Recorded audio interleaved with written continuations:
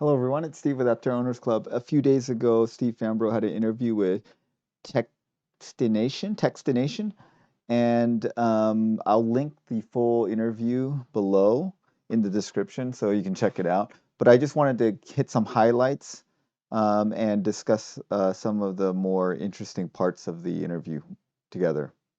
We are nearing the end of 2022. Is 2023 finally going to be the year that an Aptera is delivered to your customers?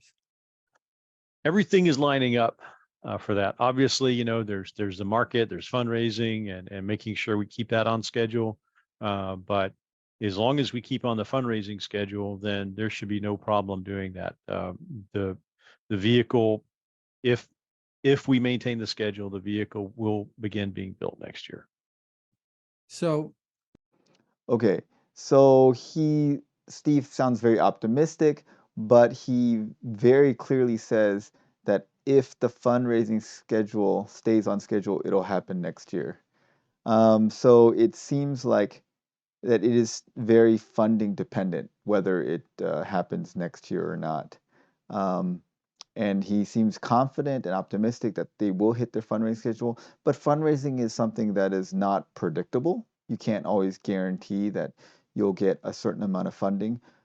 They seem like that they are confident they will find the funding, but it seems pretty clear that they don't have the funding right now. Like if they had the funding right now, I would imagine he would have said something like, "Absolutely, we have the funding and we're getting tooled up and we're gonna make it next year." He said, "If the funding stays on schedule, we are on track to do it next year."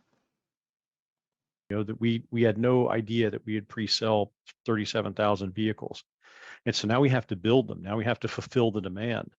And I think doing that in a timely way is going to be the big challenge ahead of us. So I think that is one of the more important things. When they first restarted Aptera in 2019, I think they thought that they might get a few thousand orders and they would have a small boutique shop. But the thing actually really blew up on them, and now they have close to 40,000 orders. So he said 37,000 orders, and now that's a whole different ballgame. And that I think that's why they moved to the forged carbon body, because doing the honeycomb composite each body by hand, that was just going to take forever with 37,000. I think they were thinking that if they got 3,000 orders, that's the way that they were going to go. But now with orders that are over an order of magnitude higher than they were expecting, they're having to change their plans. And I think that what they're doing is now they are much bigger. They can work with bigger suppliers, and they're hoping to get economies of scale. So I think it's a good problem to have too many more orders than they expected, but they are having to kind of change the way that they're thinking about it. and when it's a certain geographic area that you're focusing on first to deliver these? Yes, North America, United States, and Canada, and within the United States, you're looking at some of the western states, a few southern states. I can't tell you um, the exact list of states, but there is a list, and it has to do with state regulations, ease of entering the marketplace, et cetera. So something, it's aligned with not only the pre-order numbers, but with regulations that make our entry into the market as risk-free as possible to minimize any problems at launch. Okay, so he said North America first, and then Western, and then in states where the regulation favors it. So this is obviously they're going to the first few are going to go out to Southern California, right near them, because I think they want to keep those orders nearby in case there's issues so they can deal with them. And so you see the states in green in this area. I think those are the states that are going to get the deliveries first. So first California, then maybe Arizona, Utah, Oregon, Idaho, Colorado, Wyoming. I don't imagine there's too many orders coming in from Wyoming, but a few. So those are going to be the earliest, and then I think they're going to spread out from there. So that seems very clear on the geographic distribution of it. Long term is to be able to produce these vehicles and make them affordable for everybody, because we want solar electric vehicles to proliferate, and the way you do that is you make them affordable. Okay, so this was towards the end of him talking about the different prices. He did mention that most people ordered configurations of Aptera that were over $40,000. So that means a 400 kilowatt hour or higher battery pack, and a lot of people were opting for the all-wheel drive. So the, he said there wasn't any talk about increasing prices in this interview, which was good, but he was saying that their goal is to make it as cheap as possible, as inexpensive as possible, and affordable as possible. And I think that is their goal. They understand that they want to make this vehicle available to a lot of people. Um, so I think they're trying to make it as affordable as possible, given the supply chain issues and the inflation of prices across the supply chain. I think that it'd be very hard for them to stay with the price point that they marked in 2019 unless they had built in a huge profit buffer into that price, which I don't think that they would have done because, in 2019, no one would have foreseen the global economy being in the condition that it is now. That was not foreseeable at the time. So they're two fundamentally different mission profiles, and ours is built for the American profile, which is long distance driving, high speed. And in that regime, Aptera is going to shine. Okay, so that was towards the end of a talk where the interviewer was asking about Sono and Lightyear, and basically Steve Fambro was saying that Sono is great for the European market, where they have narrower streets, they don't drive very far, they're more urban driving, so the speed isn't as important, but that Aptera is made for the U.S. market. The design is for the U.S. market, where people drive high speed long distances. And if you look at it, that is true. That is the use case scenario that Aptera is best suited for. And then this is the question we all have, obviously. Sometimes. So what do you tell people who wonder, why does it take so long? Or they're impatient and they want to get a vehicle? Well, building vehicles is hard, and everybody knows that.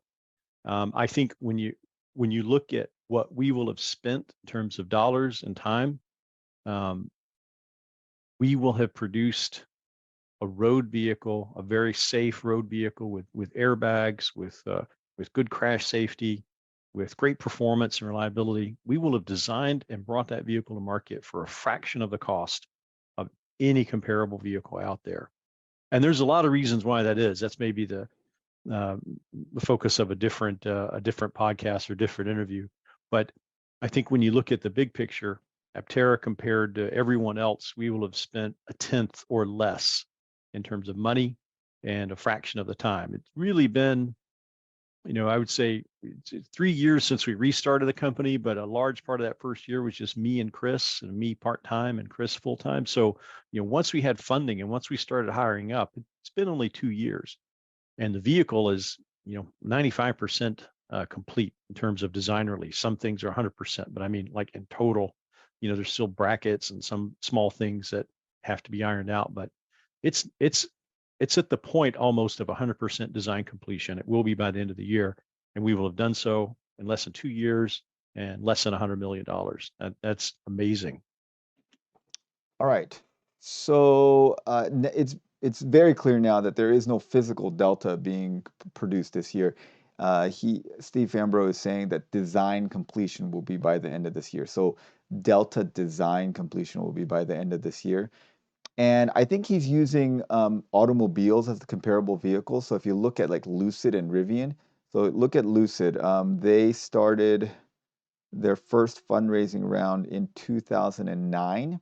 So over 10 years ago, they started their fundraising. They raised $7 million and then 24 in 2011 and 100 million in 2014, then $1 billion from Saudi Arabia's public investment fund. And then, so total here, they've raised about 1.2 billion, $1.12 billion. And then they basically had another 200 million, and then they went IPO, and I think they got 4.5 billion.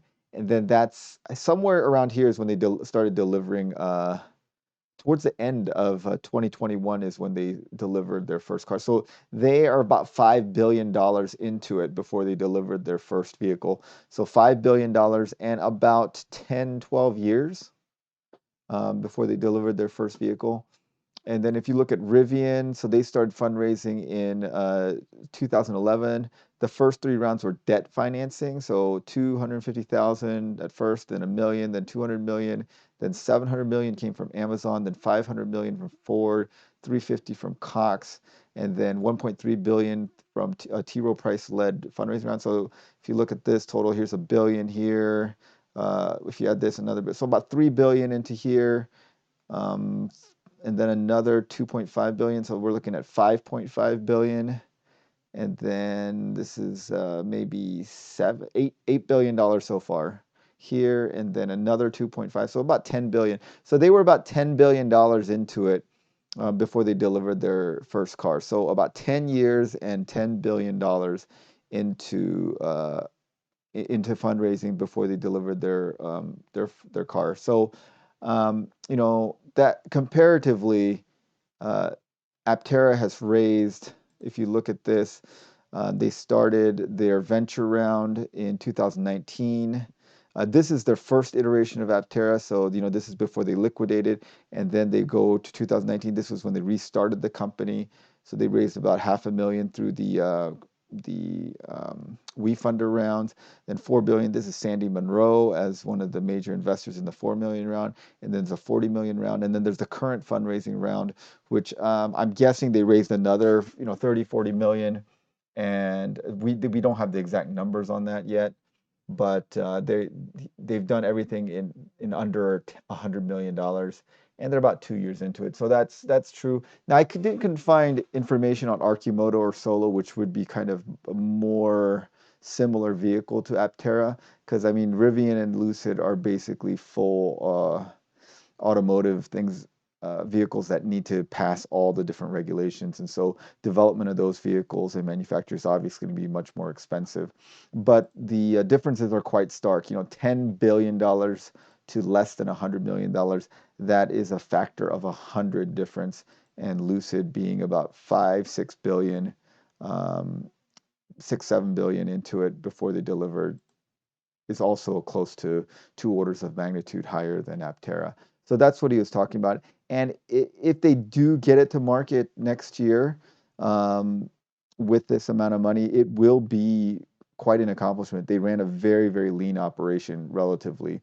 I suspect that Arcimoto and Solo spent more than that, and they had more conventional technology. Aptera is using very unconventional technology, and they're having to develop a lot of new things on their own. So that would slow you down. And so it is very impressive what they're doing, and I think they just need to, according to Steve Fambro, they just need to stay on schedule with their fundraising to make it next year to production. And Chris Anthony in the V Labs interview said that it is again funding dependent, and he said in that interview it'd be 9 months from the time when they can deploy the funding to tooling. And I get the impression they have not deployed to start tooling, because in the most recent CNET video, I don't know when that was filmed, but the assembly plant looked completely empty, and I suspect that was at least in the past month. So it was sometime within the past month that video was made. Okay, well, tell me what you guys think of the whole interview. If you found anything else interesting in the video, let us know in the comments below. I will link the entire video in the description below. Thanks as always to our supporting members, and have a great day, everyone.